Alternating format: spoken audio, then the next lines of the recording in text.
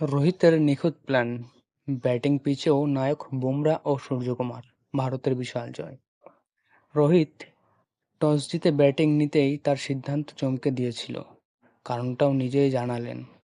পরের দিকে পিচ মন্থর হবে।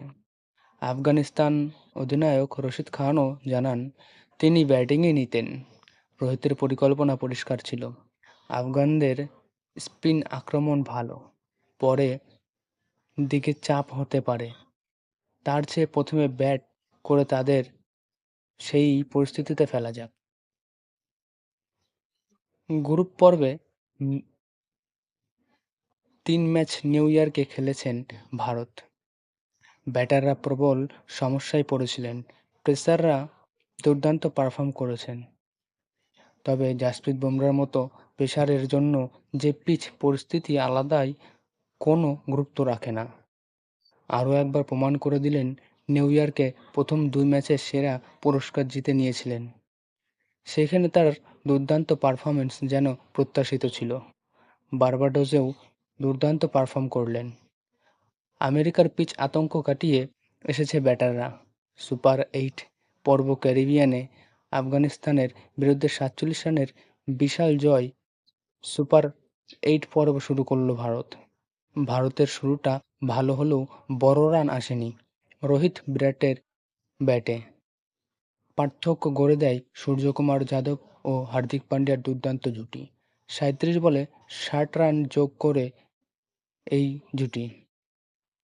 গ্রুপ পর্বে আমেরিকার বিরুদ্ধে হাফ সেঞ্চুরি করেছিলেন সূর্যকুমার যাদব। টি-টোয়েন্টিতে বিশ্বের ১ নম্বর ব্যাটার সুপার ৮ পর্ব শুরু করলেন ২৮ বলে ৫৩ রানের ইনিংসে। হার্দিক ২৪ বলে ৩২ রান করেন। লোয়ার অর্ডারে শিবম, জাডেজা, অক্ষর অবশ্য প্রত্যাশিত অনুযায়ী পারফরম্যান্স করতে পারেননি। শেষ অবধি ২০ ওভারে ৮ উইকেটে ১৮১ রান করে ভারত। ভারতীয় বোলিং আক্রমণের সামনে এই রান খুব কঠিন। তার উপর নতুন বলে আক্রমণে আনা হয় বুমরাকে। পাওয়ার প্লেতে প্রথম স্পেলে ২ ওভারে মাত্র ৫ রান দিয়ে ২ উইকেট নেন বুমরা। ১৬তম ওভারে দ্বিতীয় বলেই উইকেট বুমরার। এই ওভারে ২ রান দিয়ে ১ উইকেট। স্পেলের শেষ ওভারে মেডেন। সব মিলিয়ে তার বোলিং পরিসংখ্যান ছিল দেখার মতো।